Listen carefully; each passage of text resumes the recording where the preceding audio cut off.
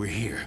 We remain out of sync with the time stream, so we're undetectable. Now, I must see it in action.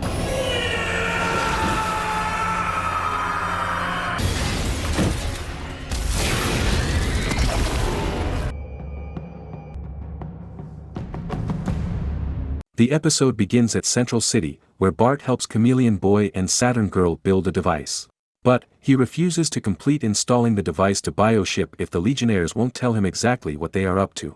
Meanwhile, Lord-Zod takes Malefic and Mantis to Supertown inside the Time Sphere, but Malefic demands to know the full details of their mission unless he'll quit. On their way to New Genesis, Green Lantern Corps delegates, Tomari and Kilowog receives a distress call from a Blue Lantern Corps member whose life support aura is failing. Kilowog soon recognizes the Blue Lantern as Razor, who has lost the hope he needs to use his ring.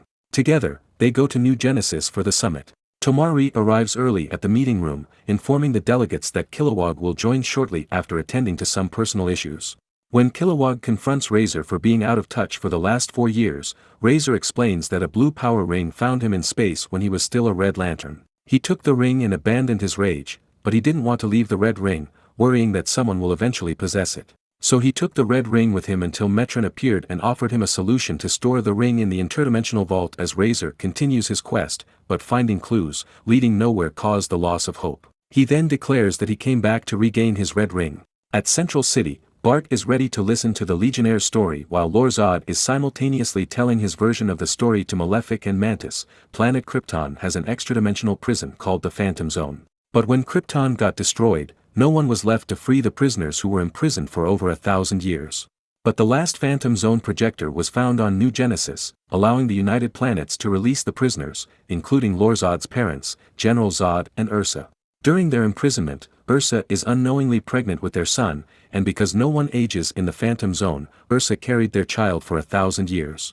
Lord-Zod was born when they were released in the 31st century. However, General Zod started a rebellion against the United Planets by the time Lor was 15 and had secretly relocated to a planet with a yellow sun, granting them powers of their birthright. General Zod's rebellion was stopped by the newly formed Legion of Superheroes, who sent him back to the Phantom Zone along with his followers, but Lor was a minor at the time, so he wasn't sent to the zone. As Lor matured, he learned to hate the family of El, who was the reason why his parents were at the zone in the first place. He ended up hating the Legion as well, who finally destroyed the projector. The Legion was inspired into existence by Superboy, another El, which doubles Lor's hatred toward him. Lor was forced to act ahead of time. He stole the last known kryptonite and time sphere to travel into the past and eliminate Connor. When Lor traveled to the past, Saturn Girl, Phantom Girl, and Chameleon Boy got exposed to radiation, making them immune to the changes in the time stream. They later discovered that the Legion was gone, which implied Lor successfully eliminated Superboy. With the time sphere, they traveled back in time to stop Lor. Meanwhile, Razor meets Metron to ask for his red ring back. Metron agrees, but in exchange for the blue ring. In the meeting room, the delegates discuss the agenda of the summit. Rocket asks what the new gods plan to do with Darkseid's interference on Earth. Viken answers that there is a truce between New Genesis and Apocalypse and they will not be the first ones to break it. The Green Lantern Corps is suggested to meditate, but Orion is reluctant due to the release of Mantis and the Furies just 6 months after their arrest. Kilowog explains they are mere accomplices. Rocket then urges the new gods, and the Green Lanterns to put more effort into stopping the off-world metahuman trafficking. But Tomari explains they have a whole galaxy to keep guard. Lord-Zod and the Legionnaires continue the story. Lor managed to find a point in time before the event that inspired the Legion, Superboy, to reveal his existence to the public. However, the Legion also determined that time Lor was about to attack, so they managed to stop him, but Lor escaped and they began to follow Superboy up to Mars. So did Lor, who kept his time sphere out of sync with the timeline to remain undetected. He was the one responsible for the destruction of the Zeta Tube and Mars-Earth communications satellite to prevent all support to Superboy. He was also the one who placed a kryptonite on the gene bomb to ensure Superboy's demise. As the Legionnaires try to find Superboy, the bomb exploded, which the Legionnaires believe to have ended Superboy and Phantom Girl. Hearing the story, Malefic thanks Lor for finishing off Connor.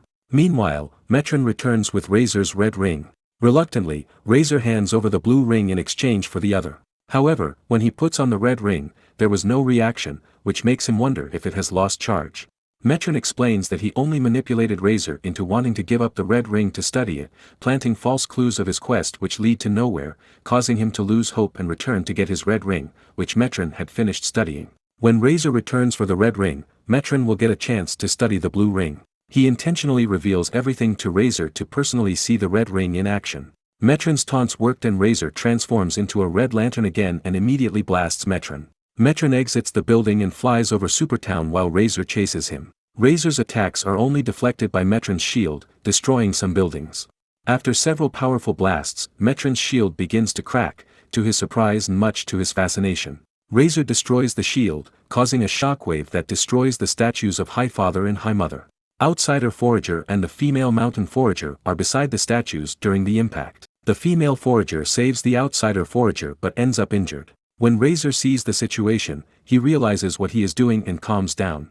Razor demands the blue ring back as Metron opens a boom tube to leave with the blue ring. Metron refuses and electrocutes him. Razor remembers his potential and draws the blue ring onto his finger, surprising Metron. Razor becomes half red and half blue lantern. Enraged, Metron demands the rings, but Razor uses the ring to punch him into the boom tube.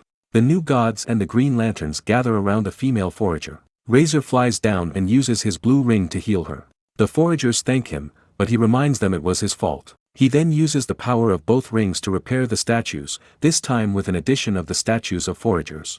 He bids goodbye to his friend, Kilowog, before heading off to continue his quest, to find Aya. Lor Zod and the Legionnaires continue the story. Lor wants to release his parents at once instead of waiting for a millennium for their release if he gets his hand on the projector from New Genesis. As for Saturn Girl and Chameleon Boy, Lor destroyed their time sphere, stranding them in the past. They journeyed back to Earth for months with the help of Bioship. Lor explains that he manages to find the projector, now stored in Metron's interdimensional vault, and he knows he needs some help. While Lor is finding the projector, the Legionnaires tried to convince Superman to take Superboy's place, but it failed, leading them to ask for Bart's help, the only expert on spacetime on the planet at that time. To steal the projector in Metron's vault, Lor approached to make a deal with Darkseid, who agreed to provide resources, the Kaiser Thrall, Malefic, and Mantis. Lor vows to find the vault, release his parents and take over the entire galaxy. Meanwhile, Bart finally hears what he needs to hear and completes his work for the Legionnaires, a cosmic treadmill equipped inside Bioship. On the next episode, Rocket talks to Orion privately and admits how wrong she acted during the Ruction Cell incident and asks to start over again. Orion agrees, and leaves. He enters the time sphere, and reveals he is Malefic, bringing the information they need. He was able to read Rocket's thoughts and learned that Metron deposited the Ruction Cell to the vault 2 days ago. Lor hands over a tracer connected to the Kaiser Thrall. Malefic provides the location as they go back 2 days at the Mountain Hive, where Malefic inserted the tracer into the Ruction Cell while the larvae are distracted. They then follow Metron to Supertown as Highfather hands over the Ruction Cell to Metron. With the cell, Metron booms into the vault. Lor activates the Kaiser Thrall to follow the coordinates from the tracer. The time sphere teleports away. Meanwhile, the summit continues. Orion talks about handing over Cyborg and Halo to the new gods, but Rocket explains how they should stay on Earth with their families who love them, prompting Orion to withdraw his request. Suddenly, Bear bursts into the room to see his friends, Rocket and Forager, before Rocket introduces him to Flash. He then expresses his regrets about the passing of Connor and how he had not been able to save Krypton and one of the last Kryptonians. Lor, Malefic, and Mantis arrive in the Mobius dimension, disoriented from the effects of the Kaiser Thrall. They follow the tracer's signal and see Metron depositing the cell to the Infinity Vault, a series of tall towers lined with containers. As Metron leaves, Lor orders them to immediately get to work to find the Phantom Zone projector, even if it takes them days or weeks. Unbeknownst to them, a strange red cloud is approaching behind them. Gar goes to Dinah Lance's office for his mental health check and insists he is doing fine. He claims to be patching things up with Perdita and no longer uses sleeping pills. Dinah asks Gar for his long-term solution to his problem, which is rejoining the Outsiders. But the truth is, Gar just doesn't want the Outsiders to be taken away from him like how he lost Connor. He tries to deny it but soon admits that he is to blame for what happened to Connor. In the Phantom Zone, Drew takes Connor to their encampment where the others welcome Connor. He then brings Connor to meet with his life mate, Ursa Zod. Drew introduces Connor to Ursa while telepathically saying they will take it slow with Connor. Ursa asks about Phantom Girl and notes the similar burns on her and Connor, suggesting their connection. She adds if Phantom Girl arrives in the dimension unconscious, it is unlikely she will wake up as long she's there. She then offers to take care of Phantom Girl like a family does, triggering Connor's memory of his family. At the Infinity Vault, as Lore and the others continue to find the projector, the red cloud suddenly surrounds them, causing them to scream in pain. Malefic manages to brainblast the cloud, giving Lore a chance to bring Malefic and Mantis to the sphere, before getting it out of sync with the time stream. When they recover, Lore explains that the cloud is a baby Sun Eater which he believes was left as a security system. Having no concrete way to stop the Sun Eater, they will have to avoid it to continue the search. Back at Dinah's office, Gar continues to blame himself for what happened to everyone he loves, including Brian, Wally, Rita, and his mother. He insists he could have done something to save them, but Dinah reminds him that even if everything they do is right, there are still things that are way beyond their control. Gar breaks down and admits he needs help, which Dinah notes is a real start for him. With Lore's growing impatience, he realizes Metron is the key to finding the projector. So when Metron returns to the vault, Lore knocks him out of his chair before he can recover. Lore has the Kaiser Thrall pin down Metron with beams, torturing him along his chair. Lore then demands him to provide the location of the projector. Back in the Phantom Zone, Drew shows Connor how other Kryptonians move the asteroid with only willpower. He explains that willpower is the key to surviving in the zone. It is what they use to move things or to communicate without even using their mouths. As Connor sees the others adding the asteroid to their encampment, he remembers building the altar of his wedding with his friends and family. Drew then offers him two choices, to be part of the House of Zod or leave to face the zone alone. A moment later, Connor kneels to Drew, pledging his loyalty to Zod. At the Infinity Vault, Mantis continues searching while Lore tortures Metron. Malefic worries that Metron could just wait them out since Metron is immortal, and even with Metron's current state, he still cannot read his mind. Lore then orders him to keep watch for the Sun Eater, which he obeys, calling Lore Kryptonian aloud. Hearing this, Metron agrees to take them to the projector. He takes them to a tower with a series of containers with the seal of Krypton. Lore orders Metron to open the container slowly as he activates his heat vision, but a green light emanates from the container, immediately hurting Lore. It was a piece of kryptonite. Metron summons the Sun Eater and has it surround Lore and the others with the Kaiser Thrall. He then summons his Mobius chair before booming away. Metron booms into the conference room in Supertown as Rocket argues with Orion. He tells them to come with him if they want the galaxy to survive. Back in the vault, Malefic and Lore are both knocked unconscious by the Sun Eater, but Mantis manages to get them and the Kaiser Thrall to the time sphere. He was able to remember how to operate the sphere and takes them back in time one day ago. He steps out of the sphere and goes to where Metron revealed the kryptonite, believing the projector is inside one of the containers of Krypton. He quickly goes through several containers until he finds what he is looking for, the Phantom Zone projector.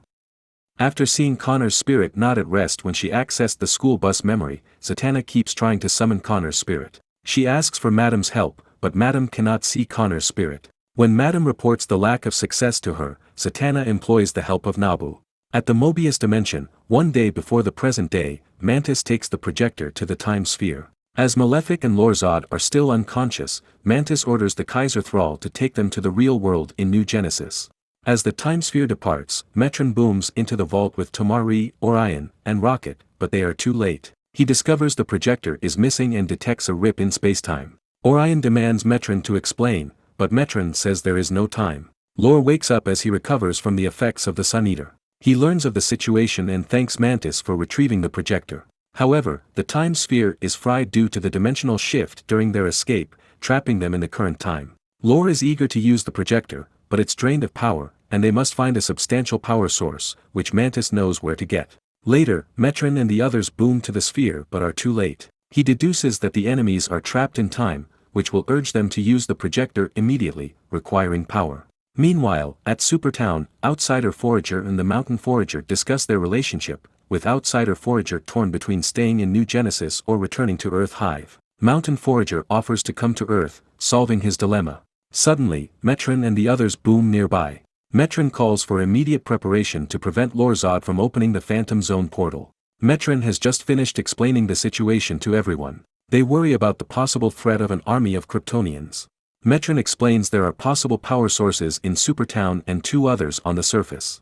Highfather orders the Divine Guard and all the new gods to defend the sources at Supertown, while Metron, Kilowog, and the Forever People who combine to form Infinity Man, go to the first surface site. Orion opens a boom tube and takes himself and the rest to the second site. At the Boiling Lake crater, the projector has just finished absorbing the minimum charge required and is now undergoing optimized power absorption as it floats over the lake. A few moments later, Orion and the others boom in the sky near the lake, with Rocket confirming they are at the right location. However, the mother box's function is disrupted by the lake's energy, preventing them to call for backup. As Lore floats beside the projector, he sees Orion's group approaching. Malefic launches a psychic attack, causing them to fall from the sky. Tomari manages to catch them with an energy construct from the ring. They quickly recover and approach the target, but Malefic catches Rocket and Orion off guard, trapping them in a psychic battle. On the ground, Flash gets caught by the Kaiser Thrall while the foragers deal with Mantis. Tomari flies off to fight Lore near the projector. Lore breaks free from Tomari's construct and knocks him onto the ground. The projector then announces it has reached enough power to open the portal. Lore orders it to retrieve his father, General Druzad. The portal opens at the Phantom Zone, and Non tries to go through it but is deflected when his specified DNA is not recognized by the projector. At the lake, Outsider Forager sends the Mountain Forager to help Flash, while he continues to fight Mantis. Meanwhile, Rocket and Orion are in a psychic battle with Malefic AK. In Rocket's mind, Orion is rampaging as Light Ray arrives. But instead of encouraging her to release Orion, Light Ray urges her to keep Orion trapped. As Tomari and Lore engage in a battle above the lake, they suddenly stop when they hear the noise of the sleeping Promethean. Due to the projector absorbing the lake's energy, Lore has accidentally awakened the Promethean. A great beam of energy erupts from the mouth of the Promethean up to the skies, knocking back Tomari and Lore. The green ring warns Tomari that the beam will ignite the atmosphere if not contained. Tomari promises not to let another planet perish on his watch. He creates a tubular construct to funnel the beam out into space. As Tomari tries to stop the Promethean's energy blast, Lore approaches the projector which announces it has locked onto Drew's DNA signature. At the Phantom Zone, Drew is pulled toward the portal as he grabs Ursa. However, Ursa's DNA signature is not recognized, so the portal knocks her back to the rocks. Drew promises to find a way to free her and everyone else. Connor leaps and grabs Drew, who later realizes that Connor was not rejected by the ID system, therefore he was not sent there by Krypton as a prisoner. Tomari manages to settle down the Promethean as he redirects the beam into space. Meanwhile, the Mountain Forager frees Flash from the Kaiser Thrall. In Rocket's mind, she remembers that Orion is claustrophobic and releases him. Orion and Rocket snap out of Malefic's thrall and blast Malefic onto the ground. Meanwhile, as the Mountain Forager gets caught by the Kaiser Thrall, Outsider Forager knocks Mantis out with the combat skills he learns from Nightwing. Flash tries to seal the projector portal as directed by the Mountain Forager. He creates a tornado around it. Lore tries to blast Flash with a heat vision but the tornado blocks his attacks. Flash's tornado disrupts the portal as Connor and Drew get closer. When Outsider Forager tries to help Mountain Forager, one of the Kaiser Thrall beams hit him and pins them both as they reach for each other's hands.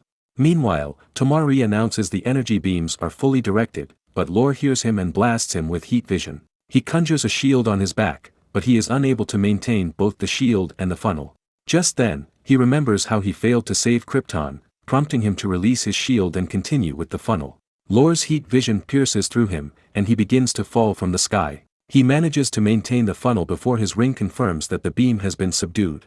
Tomari passes away smiling as the ring slips off his finger. As Lore watches Tomari fall, Orion and Rocket attack from behind. Rocket traps Orion and Lore inside a force bubble as Orion hammers down Lore.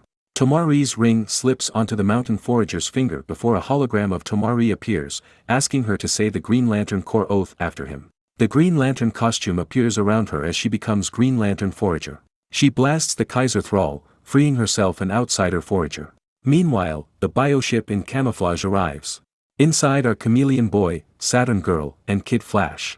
The bioship fires at the projector, while Saturn Girl detects Superboy and Phantom Girl. Rocket sees the energy beams appear from nowhere, destroying the projector.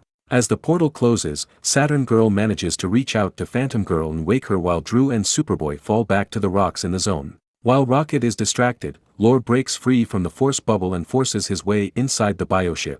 He grabs Saturn Girl and threatens to finish her off unless they get out of there. Malefic shifts inside the bioship beside Lore.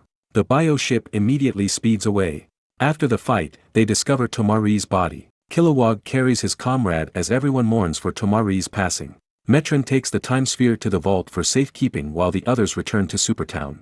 Kilowog and Viken inform Flash that the treaty is considered signed. The criminal, Mantis, will remain on New Genesis while the Kaiser Thrall, which appears to be sentient like the Mother Box and Father Box, will be sent to the Science Cell in OA. Meanwhile, the Foragers say their goodbyes to each other.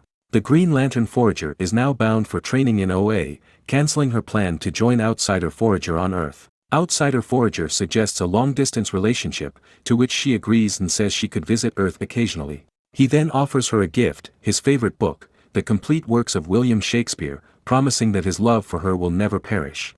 On the other side, Orion thanks Rocket for seeing him as he is after telling her she will pass through every challenge with her strengths. The Javelin speeds off to its course bound for Earth. Raquel arrives at Dakota City and goes straight to Noble's apartment, where he immediately reunites with her son, apologizing for not seeing him. Meanwhile, Jay arrives at his home only to find out Bart is missing. In Salem, the Earth's powerful magic users gather around the tower's bell to summon Connor's spirit, to no avail. Inside the Helmet of Fate, Zatanna wonders how they failed despite wielding so much power. Nabu implies that Connor might have found his final piece, but Zatanna believes that Connor did not perish from the explosion. She declares that magic cannot help solve the mystery, but a detective can. On the next episode, after a performance in a circus as daring Dan Danger, Dick Grayson is approached by Zatanna, telling him she needs a detective. At the Phantom Zone, Drew is talking to Connor with Ursa. Drew explains that the projector's security system does not recognize Connor, therefore, he is not imprisoned by Krypton. Given Connor's attempt at saving Drew from the projector, Drew concludes that Connor might be a hero and asks about his lineage. From his memory, Connor mentions Lex, but Drew doesn't recognize him, so he encourages him to remember his family crest.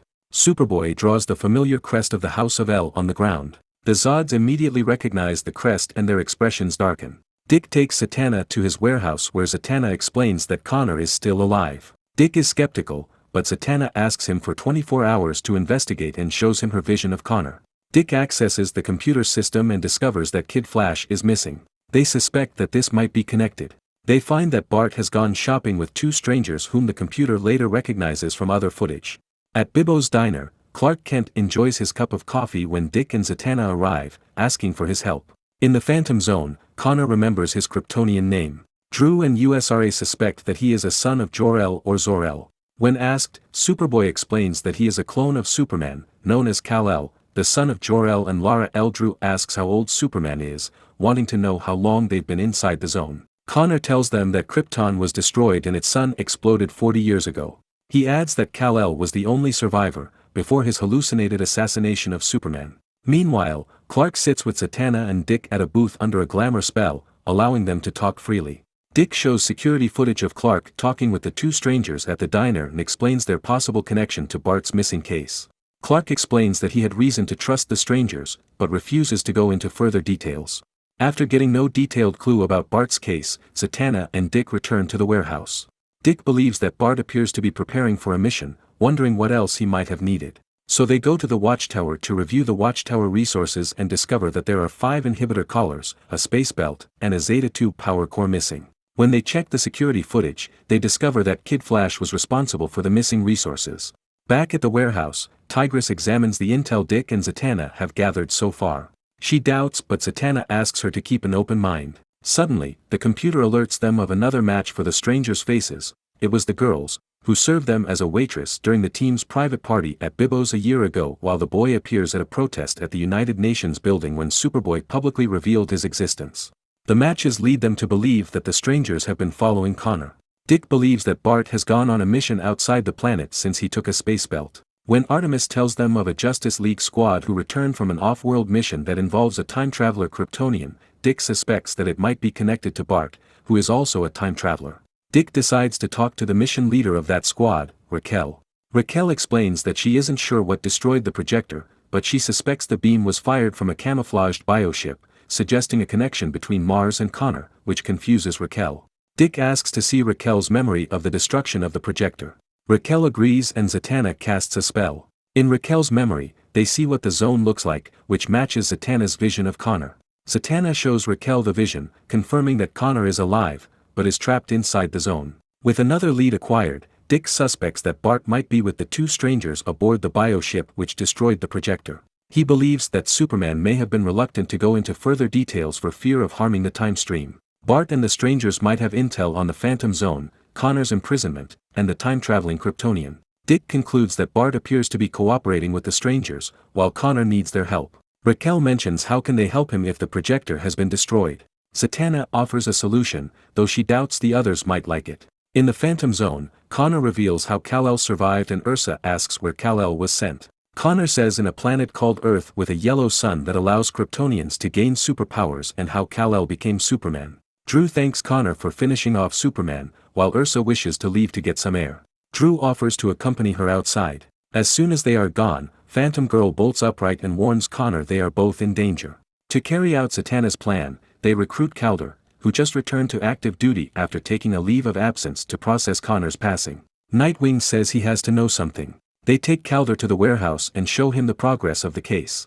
Convinced, Calder agrees and asks what they need. Zatanna takes the others inside the Tower of Fate and explains she will summon Clarion, and the others will serve as anchors, Calder acting as the fifth. Zatanna believes that Clarion will be trapped in the summoning circle, afraid to enter the tower. They will only let him go if he releases Connor from the zone. Zatanna then performs the summoning spell, but Clarion steps out of his portal, to Zatanna's surprise.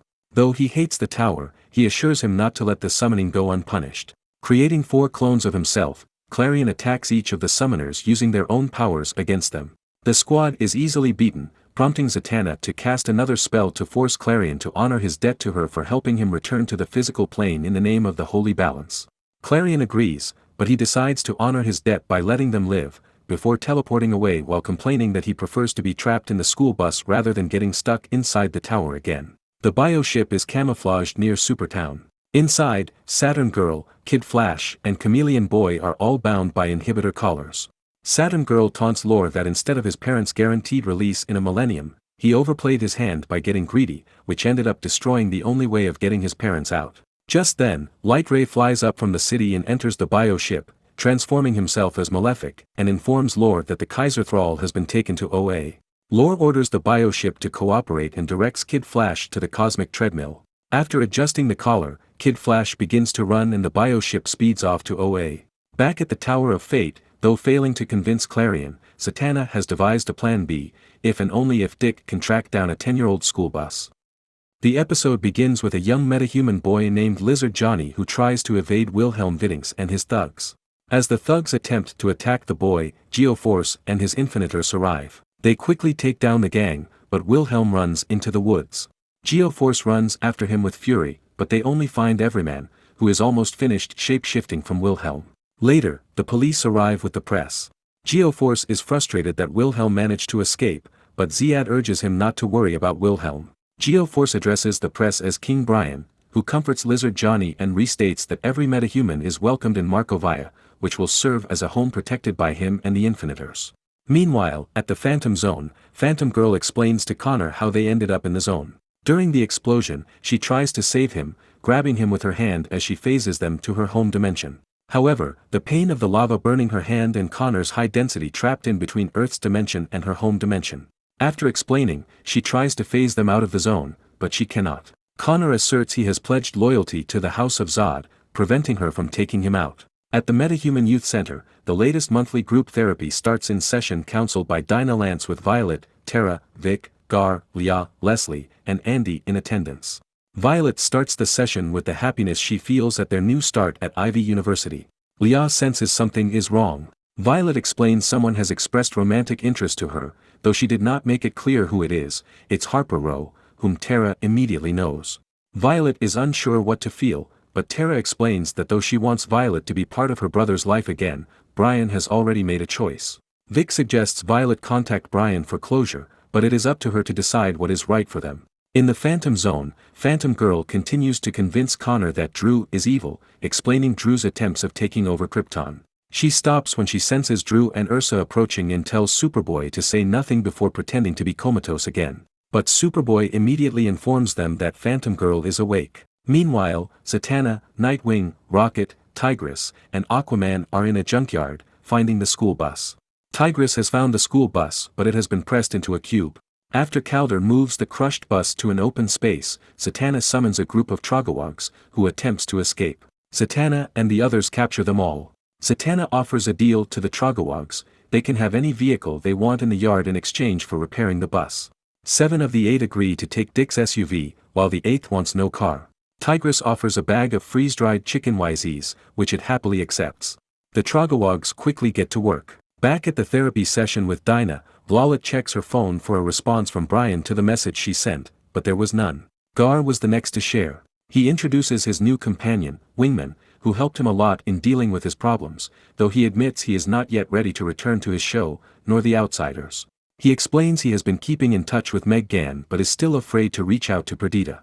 In the Phantom Zone, after hearing Connor's confession to the Zods, Phantom Girl springs to her feet, while Connor explains that Phantom Girl tried to take him away from the zone and accuses Drew of being a tyrant. She tries to convince Connor once again, but he refuses. He grabs her and insists she must kneel before Drew, but she refuses.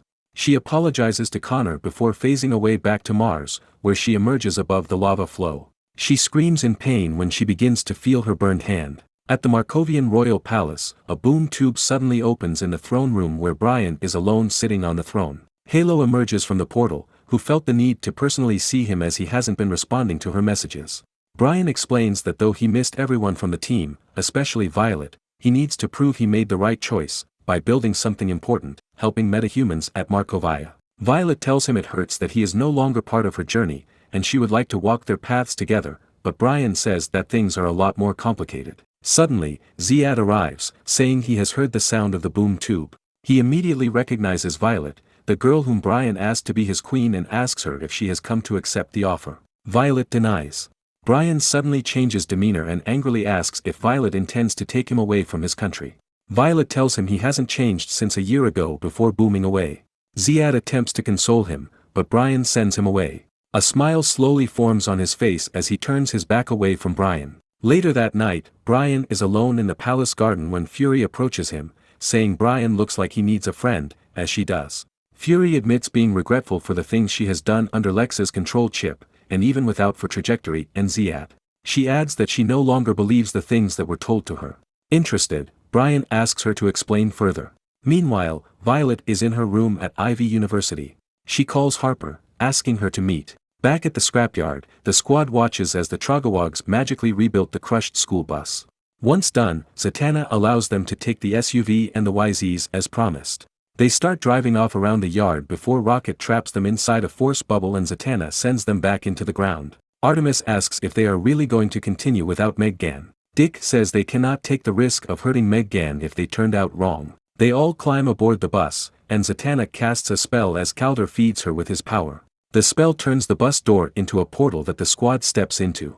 On the next episode, Lorzod visits the Galactic Science Prison in OA in search of the Kaiser Thrall. Tomartu attends to him, saying that the Kaiser Thrall had been released to Earth. In the Phantom Zone, Nightwing, Calder, Zatanna, Artemis, and Rocket wait for the perfect time to approach Connor when he's alone. When Connor sees them, he remembers Nightwing but believes they are just zone sickness hallucinations.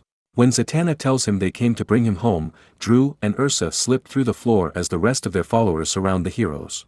Meanwhile, Meg Gann arrives at the Watchtower. Black Lightning introduces her to the Green Lantern Forager, who brought the Kaiser Thrall to Earth. She explains that the Kaiser Thrall contains a living human brain, whom Meg Gann named Danny Chase, an 11-year-old metahuman, trafficked to Apocalypse where Desod harvested his brain and placed it inside a box. Meg Gann learns that Danny has telekinesis and multidimensional abilities, which are slowly draining his life. When Danny asks to speak to them directly, Meg Gann creates a mind link where everyone can see him. Black Lightning assures Danny they will do everything to help him. They are interrupted when Meg Gann receives an incoming transmission from Prince Jem Jax, who informs her of the possibility that Connor is still alive. Superman arrives at the Watchtower, just before Phantom Girl and Prince Jem teleport from Mars through the Zeta Tube. Jem introduces Phantom Girl and explains that he believes the girl is telling the truth. Phantom Girl explains how she tried to rescue Connor from the explosion, how they got stuck inside the Phantom Zone, and how Connor refused to come with her due to the Zod's influence on him, but Meg Gann doubts it can be true. Superman uses his X-ray vision and sees the Legion ring on the bandaged hand of Phantom Girl. He tells Meg Gann he believes it is true. Superman tries contacting Kid Flash, Zatanna, and Nightwing, to no avail. He asks Phantom Girl if she was able to contact the other two Legionnaires, but she was unable to do so, much to her concern. Black Lightning asks Superman what he knows, but Superman refuses to go into details. Meg Gann asks Phantom Girl to take her to Connor, but Phantom Girl is unsure how since she got into the zone by accident. She mentions the Phantom Zone projector on New Genesis, which Forager confirms to have been destroyed. Without the projector, Phantom Girl tries to return to the zone with Meg Gann. However, they end up in the same place. She tries again, focusing on Connor and the zone, only to return to the watchtower. Back in the zone, despite the team convincing Connor to side with his friends, Connor believes he finished off Superman. Drew asks if the destruction of Krypton was true, with fears that his imprisonment will be eternal. Calder confirms it but offers a probationary court for the prisoners. Drew accuses Calder and the others of being afraid to release them in fear they gain their true potential under a yellow sun. He adds that if he can't be free, so is the team. He orders Connor to take down Rocket. Calder tries to remind Connor of his memories from Cadmus, triggering his memories. Drew orders the Kryptonians to hold off the team. A fight ensues, and later the team learns that their equipment and powers don't work in the zone, prompting Calder to realize they must only fight in hand-to-hand combat. As Connor recovers from the sudden flashes of his memories, Zod asks him who he serves. When he replies that he serves the House of Zod, Drew orders him to prove himself. He subdues Calder just as the Kryptonians defeat the rest of the team. On the watchtower, Black Lightning suggests using a mother box to open a boom tube to the zone with Danny's transdimensional abilities.